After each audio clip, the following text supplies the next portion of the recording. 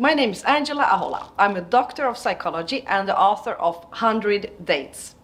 And as a psychologist, both friends and acquaintances have repeatedly asked me for dating advice.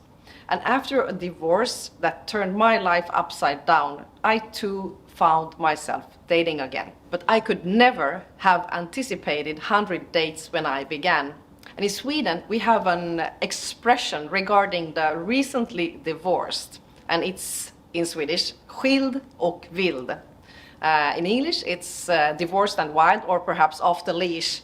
And luckily, most of my dates took place during this inspired period, this super inspired phase in my life that was recently after my divorce.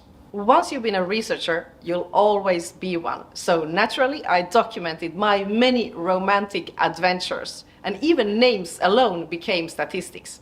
And the 4 most common names of my 100 dates were Emil, Anton, Martin, Alex.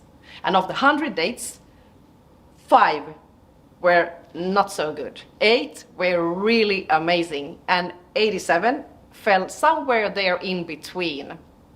And we met in parks, for walks, at the movies, at dinners. And in a nutshell, I've been stood up, I have been catfished, I've been ghosted, ghostbusted, zombied, I have been aired, cushioned, and I myself have managed to friendzone 1 or 2 dates too. Just about everything or anything under the sun took place during my 100 dates. I met a gravedigger, a magician, I've met priests-to-be, I've met bartenders, chefs, bodybuilders, American football players. I've met just about any profession. It happened that, effective as I am, booked 2 dates back to back, same place.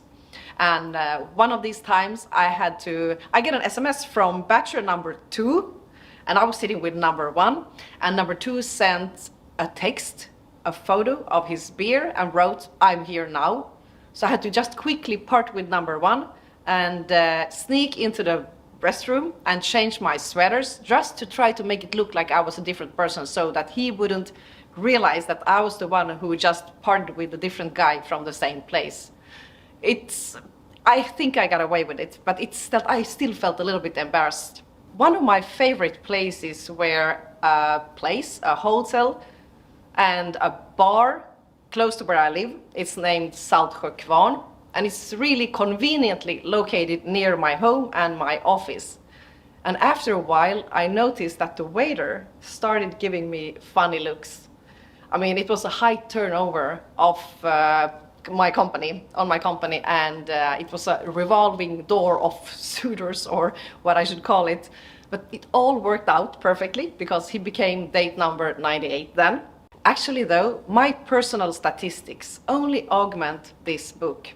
My advice has been thoroughly grounded on psychological research regarding what or where attraction comes from, what chemistry is, which text messages actually get answered, which biotexts, and which photos do get right swiped, and what 3 types of daters there are, because one of these groups should be avoided, I would say. And also, how do we create chemistry or connection on the 3 most critical levels on a first and a second date? The combined firepower of that research, interviews with other daters, and my 100 dates, including tens of thousands of matches, together form the foundation for this book.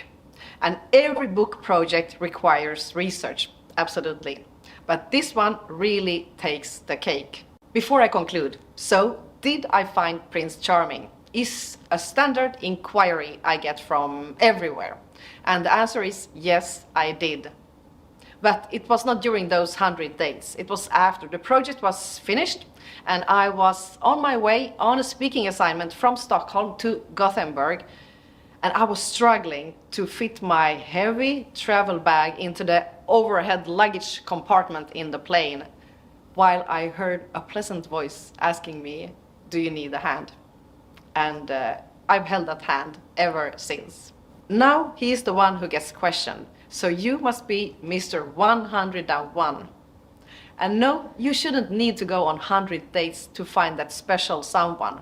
As the subtitle of the book states, the psychologist who kissed 100 frogs so you don't have to. Because you don't.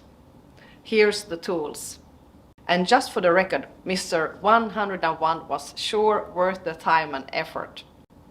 My name is Angela Ahola. This is 100 Dates, and I wish you a wonderful day.